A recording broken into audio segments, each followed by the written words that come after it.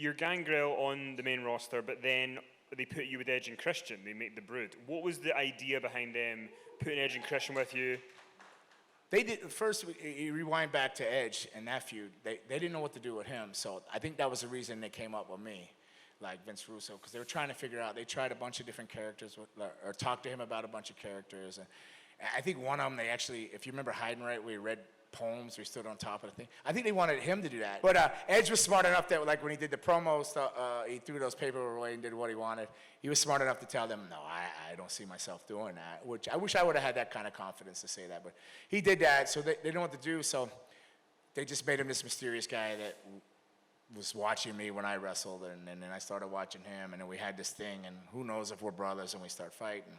And then, they can only go so far, and then what do you do with these characters? And I kept pitching to him that I was a big Freebirds fan. I like the Freebirds and stuff like that, and I liked the movie The Lost Boys, and I was like, can we just be like the wrestling vampires, like the Freebirds, like have this group and whatnot? And then they agreed and came up with the Brood, because I said, there's a group of us, we could, like I said earlier about vampires, I said, we could lose every night, but if we're really cool, nobody's gonna care, right?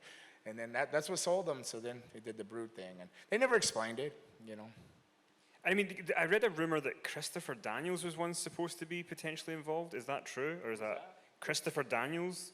Yeah, when they were trying to put it was me and Edge, and when they were looking for a third member, one was a fellow named Dr. Luther out of Canada. Another one was Chris Daniels, and somehow Edge got Christian in there, which worked, because that was the better fit, I think, out of the two. So, yeah.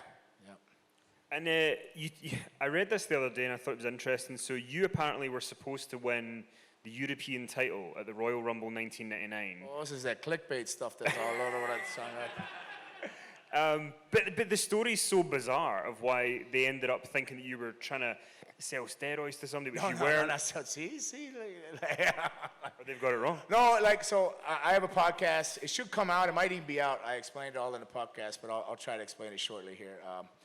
So I was coming back from an injury, but there was a fellow, and just like Dave would be over there taking pictures or something, some tech, I'm not sure what he was, if it was with pyro or what, I can't remember.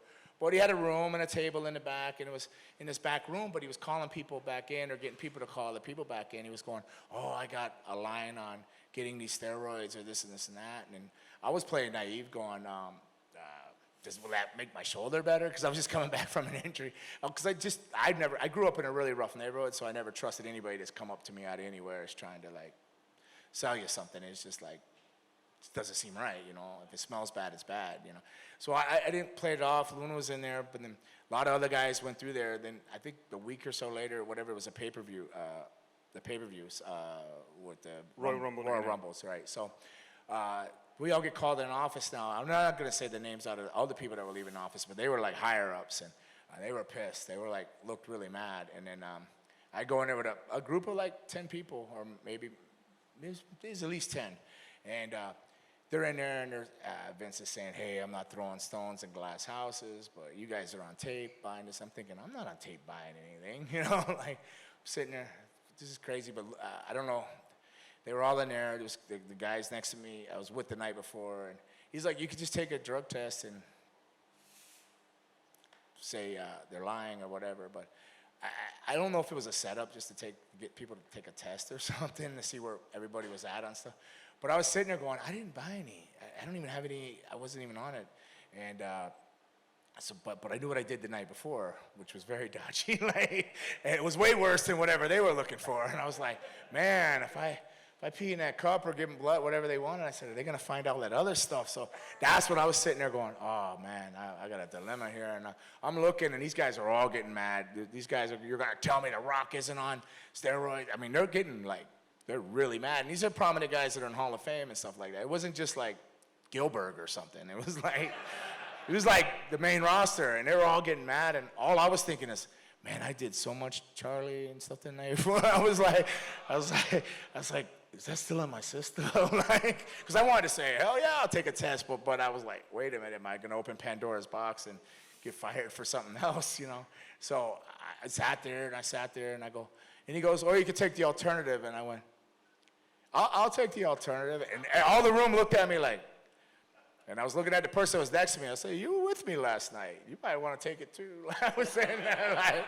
And then, you know, I forget what it was. I think it was $3 grand or $5 grand. I can't remember exactly. I don't know why I can't remember now. It was either $3 or $5 grand. They go, all right, you're fine. You can get out of here. And then next thing you know, everybody's arms are going up. I'll take it. I'll take it. But it was a true story. But they made it sound like, and then somebody called like Jim Cornette's thing with the question all butchered up, and then Jim Cornette's like, I don't know what you're talking about. But yeah, that's what happened. Somebody was there. And now I don't know if he was a plan for the office so they could get people in there and test them, because we didn't have mandatory testing, and you had to really mess up to be tested. There was a lot of guys messing up, a lot of those guys in the room, including me, but it wasn't for that. So I didn't know. I just didn't want to take the test, and because I knew I was guilty of all kinds of other shit.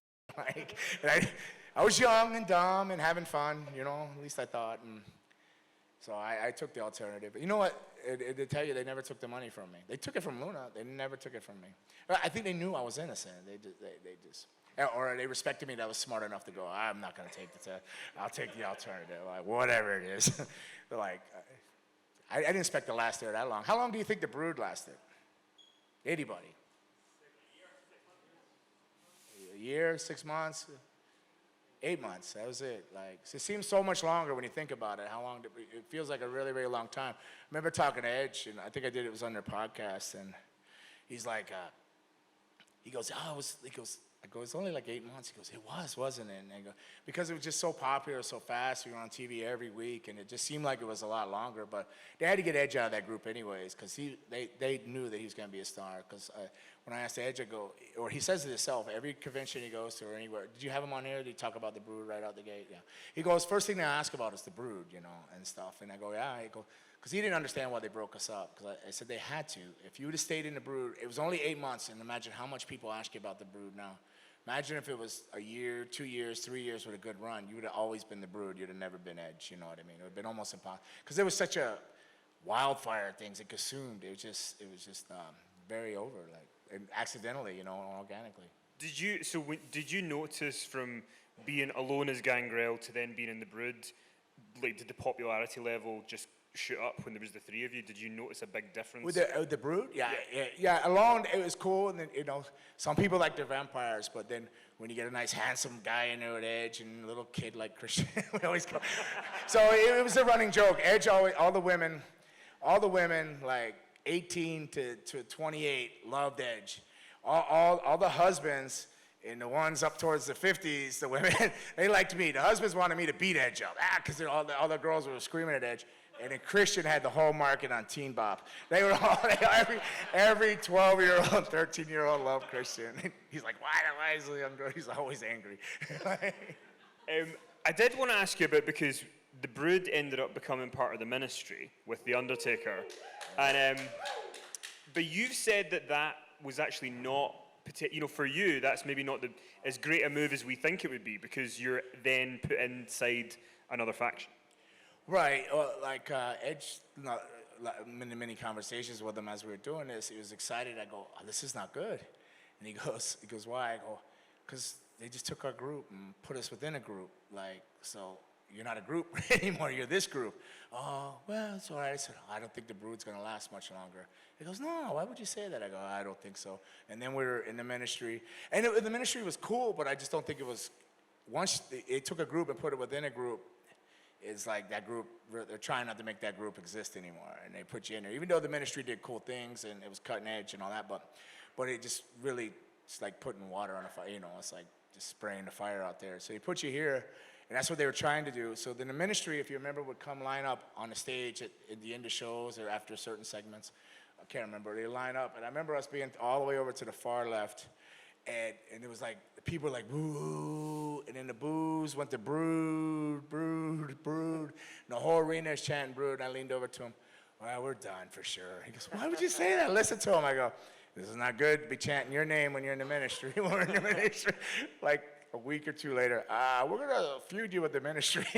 Like, they would feud the Ministry, and I go, we're definitely done. He goes, what do you mean? I said, we're done. And then he goes, what do you say? I said, you'll see. And then right after that, shortly, they came up to me and said, you know, David, this was Vince. He says, you're the Brood. You're the Brood, you know. Uh-oh, thanks. And then they're like, oh, I can't believe they're breaking us up. I go, I tried to tell you all the way back when they put us in the ministry, it wasn't a good sign, you know. Did you have any good? But the ministry was cool. Don't get me wrong.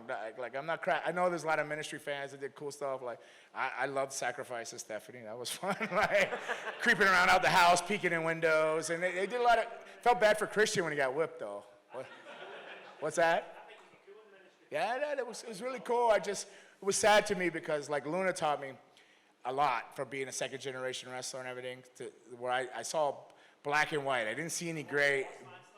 Oh, yeah, that was a bit deep there, coming from the ceiling. That was scary. Like, I'm not a stunt man or nothing like that. You did mention that you mentioned that was like one of your, because somebody had asked you about, highlights of being in the ministry, and you're kind of like, well, there wasn't really many, but you were part of that angle at WrestleMania 15 when Big Boss Man got hung, and you guys are there. What was that day like? Well, that deal was like, we're not part of WrestleMania, but you have to go. Everybody has to go. And then they tell you, oh, you have rehearsals. Rehearsals. I thought they were gonna make us a druid or something, I don't know what we had rehearsals for. So we had to show up on I believe it was a Saturday morning at the time, early, and the arena it had the ring, but it was just quiet and empty. And they go, oh, well, we're gonna have you guys come from the ceiling and these things. This is the guy that didn't want to do the ladders. I'm thinking like, what? They had these harnesses, and we're all looking at each other. You know about this? No, I didn't know about this. I don't know. So I don't know if just overnight or whatever, they just kept it quiet because they didn't want it to leak or whatever. But yeah, they told us we're going to rappel from the ceiling, land on the cage, rip the cage up, drop a rope in, and when the cage goes up, it's going to hang the Big Boss Man. I'm thinking, that's kind of heavy, though. And I don't think they show it now. I think they take it out of stuff. And if they do show it, I think if you find it, they show it really far away, right, where you can't see. So they take us up there, and you get up there, you don't realize how, it was the First Union Center in Philadelphia. It was the Philadelphia building. Yeah, and how high that is. And they're like, all right, they put the harnesses on us. All right, you got to go over the edge. we both sat, all three of us sat there forever, like, I don't want to go over there. You just go over the edge, I'm not doing that. Like, it was terrifying. And unfortunately, Owen died a month later, but with a different harness or something like that. And but that was my fears then. Like, I was like, why would I go over there? It was really, really scary. We did it one time. Everything went good in rehearsal, much like everything went good in that dry run with the elevator. So everything went good. We went up, but we're like, okay, it wasn't so bad, but I still wasn't feeling the cool factor of it. Like I was, because I just didn't like tights, and I believe they both felt the same way. So the show day comes, and then we got to go do it, and it was even scarier because you're watching the matches. I don't know if it was X-Pac was before or something, but I remember watching it, and you couldn't even see them in the ring. It just looked like these little tiny people. You're like, holy crap, it's really high. And apparently that's one of the highest ceilings at all the arena, so it's like way up in the rafters you go. And it's time to go. So we go down there, and if you've seen it, you see me almost miss the cage. I 1 foot, I'm like, oh, that hurt, So, but then you're walking on this cage, and all you're thinking is, oh, I don't want to do a mankind to fall through this thing, So you're up there like, oh, crap, and you're supposed to start, because they gimmicked one part of the cage, but you're like, hope I got the right spot, because your nerves are going. You've come out of the ceiling, you're all disorientated, have almost missed the cage, and I'm like, oh. So we scurry around and get it and drop the rope in. And it's time to go back up. We harness back up, and we go up. And Christian was lighter, so he was almost all the way to the top. His fingers could almost touch the beams to climb back up. Me, I was between the sound system and the lighting, and the like scoreboard and the sound system. I'm like, oh my God. And Edge was stuck down there in the middle. If you remember, he was hanging in the middle. So it blew a breaker or something. So we were all stuck hanging there. And I'm like, oh, please don't play music in this thing. Because I'm just like, I'm like, ah. I was like, and he's down there, Edge is down there hanging in front of everybody like a piñata. He's like, hey. But which was one of the greatest things for him because he got so much exposure and that picture was everywhere, So, yeah, eventually they got the breaker's chain, and we get back up. We're like just terrified and like, never again, And then, but that was the WrestleMania moment. That's it. I know you mentioned it earlier, but so right after you guys left the ministry, there is that SmackDown promo where Michael Hayes is there with you. You talked about it earlier. With you, Edge, and Christian, you've got the 3 pages of script you've got to read. Did you know when you were going out there to do that promo that it maybe wasn't going to go as you had hoped? Oh, the promo, Michael Hayes. Oh, of course, I knew I was terrible at promos. Like, I could do a promo now. Like, I guess because maybe I just don't care anymore. Like, so you take that factor away of caring what people think, you do anything. You just, which you should have been like the whole time. But yeah, no, I think I talked myself into failing. It was just not understanding the words, so many pages going, I don't even get this, and I think I just convinced myself I couldn't do it. So I went out there with a bad mind frame, and again, I give Edge all the credit in the world to like just throw half that crap out and just hit the stuff he hit. He's smart, He knew, that's instinct, and I didn't follow my instincts, but I knew it wasn't going to go well for me on that one, and I think I convinced myself of that. So. And then, when they decide, no more Brood, well, they want to do the new Brood instead and have Edge and Christian go on their own. How were you kind of coping with all that? Yeah, so when they said, hey, I think you're a Brood by yourself, I totally forgot that I went from turning on Edge and going with the Hardys, because they had to get the Hardy Boys away from Michael Hayes. Like, the Hardys were complaining every night, Michael Hayes this, Michael Hayes that. And, Michael Hayes is he's one of those guys, he demands your attention, you know what I mean? But he's still doing well. What is he producing? What show is he producing? SmackDown or...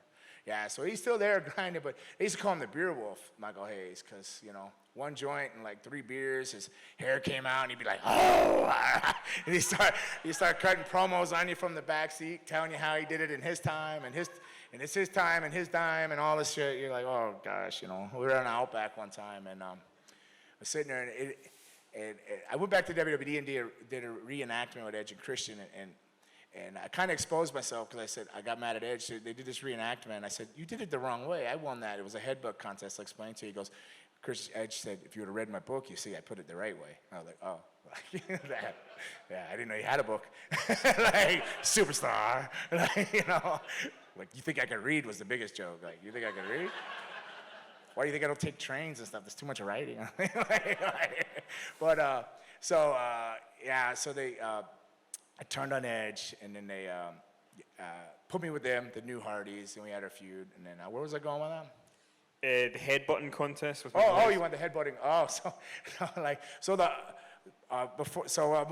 I'm still with Edge and Christian for that, and they're with the Hardys, and the Hardys were with Michael Hayes. And so one day we all ended up in an Outback in Pittsburgh. And Edge and Christian are eating their broccolis and their green foods and eating all healthy. And the Hardys were doing the same thing, believe it or not. Even Jeff, you were over there doing the right things.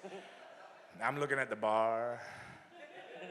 How do I not be a bad example for these young guys? But I don't feel like eating broccoli. I think I'm gonna go over there and consume some Jack Daniels. And Michael Hayes is sitting up there. I'm like, oh. So we're sitting there, and he starts the same thing where he turns into the Beer Wolf. He's drinking, and he starts, this is my dime. That means it's my dime, it's my time, shut up. And he's telling me, because I kept finishing his stories, which I heard like 10 times. And so I would finish it, just hoping, and he got mad at me. He goes, you want a headbutt? Now you got the Hardys over there eating on one side of the restaurant, Edge and Christian, me and him are not kayfabe, and we're sitting right next to each other, and he goes, you want a headbutt? I go, yeah. He goes, wow, he hits me with a headbutt. He would take us outside. So we go outside, and Edge and Christian and the Hardys are kind of freaking out. We get out in the parking lot, we just go back and forth with headbutts. All right. I'd give him one, rock him back and forth. I'd hit him a one, and Edge, when he tells it, he laughs. It's like he says, oh, you can sense the kill, because I hit him a one, he rocked it, he started bleeding, and I popped him with another one. He drops down to his knees, and they were worried he was going to go off the cliff because his Outback was up on a hill. We're in the parking lot by a cliff. So they come running over to break it up, and then Michael Hayes just went, knaves. It's like, he was like, making peace, but yeah. But when they did the reenactment for the Hall of Fame and Michael Hayes went in, they did this whole reenactment on their podcast, the E&C show, whatever it was. But they did it the other way around, where he won the headbutting contest, and I was kind of hot about it. But I was like, whatever, man. I could use the $3,000 here. Just give me the money. I'll do it. And he goes, but yeah, and he said to me, if I would have read his book, I would have known he wrote it the actual way in the book. But you were going to then say about going with the Hardys in 1999. You ended up in the new Brood with the Hardys. You were going to talk about that. Yeah, that was the saying. They put me with the Hardys because they had to get him away from Michael Hayes. So I wasn't even with the Hardys. I don't even know, less than the other Brood. I don't even know if that was a month or two. I'm not even sure. It might have been a few TVs, it seemed like. It was really hard to tell because you had Lita in the picture, and then Terry Reynolds came around, right? So, or no, Lita was later. It was Terry Reynolds that transferred over. That's when the ladder started. That's the problem right there. That's where my whole new brood went away. I didn't want to do the ladder things, you know. And I would admit it today, even if I just don't like heights. I don't like climbing ladders. I looked at it. It's great to look at, but I didn't want to be a part of it. You know? Did they want you to be involved in ladder matches? Yeah. It was all like, I'm going to sit back here and you guys do that. So they got the vibe. I clearly put a vibe out. I didn't want to go up there. So, but it was more about them, though. It really was. They were the younger, like, new breed and stuff like that. But, yeah, I just didn't want to even, when they tried to put a spot together, I didn't want to climb up a ladder or do anything like that. I was like, I'm down here good on the ground. You could dive on me, you know. So it's just like that to me. But it was time. They had to move Edge on, and they were, you know, it was just time. And then that just built to a turn where I threw him down in the elevator in the Flames in Louisville or somewhere in Kentucky. And it slowly turned, and then they put me with the Hardys. And Terry Rollins come along in the ladder matches, and then supposedly I had to do another promo then. That was another horrible promo. Remember that one when I said, oh, when these young pups are home under the porch licking their wounds, I was getting paid, whatever, with Terry, you know. Luna wasn't very happy about that. She didn't want me to be with Terry Reynolds, and she went in there, and Terry Reynolds denies it, but like Luna went in there and kissed her and said, I'll kiss you first, because they wanted me to kiss Terry at that promo, so that never happened. So I think that was just another Luna spike and nail in the coffin, you know, getting me heat there, because she was very, like, she could be with like Goldust and Bigelow and do all that, but I couldn't have a female manager, you know, or do that. She had double, you know, she could do one thing, but you weren't allowed to do it, but that's all right.